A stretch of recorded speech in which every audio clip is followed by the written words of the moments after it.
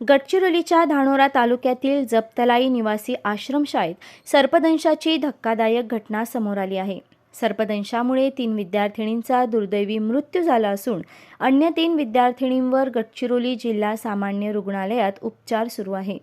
यापैकी एका विद्यार्थिनीची प्रकृती गंभीर असल्याची माहिती आहे. दीपिका लकडा, सुष्मिता मंडल आणि अनु कोरेटी अशी मृत विद्यार्थिनीची नावे आहेत. मिळालेल्या माहितीनुसार विद्यार्थिनी जेवणानंतर झोपल्या होत्या. रात्री 2 ते 2:30 वाजताच्या सुमारास विद्यार्थिनींना सर्पदंश झाल्याचं समोर आलं. घटनेनंतर त्यांना तातडीने धानोरा ग्रामीण रुग्णालयात दाखल करण्यात आलं.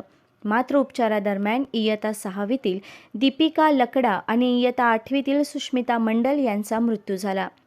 त्यानंतर गडचिरोली जिल्हा रुग्णालयात उपचार सुरू असलेल्या इयत्ता 2रीतील अनु कोरेटी हिचाही दुर्दैवी मृत्यू झाला. दरम्यान दीपिका मडावी, कविता किरंगा आणि समृद्धी नैताम ह्या 3 विद्यार्थिनींवर जिल्हा रुग्णालयात उपचार सुरू आहेत. यापैकी समृद्धी सुरेश नैताम हिची प्रकृती गंभीर असल्याची माहिती आहे. या घटनेमुळे जपतलाई आश्रमशाळेसह संपूर्ण परिसरात हळहळ व्यक्त होत असून आश्रमशाळेतील विद्यार्थिनींच्या सुरक्षा प्रश्न ऐरणीवर आला आहे. दरम्यान प्रशासनाकडून या घटनेची गंभीर दखल घेण्यात आली असून पुढील चौकशीत नेमकी घटना कशी घडली आणि सुरक्षा व्यवस्थेत काही त्रुटी होत्या का हे स्पष्ट होणार आहे.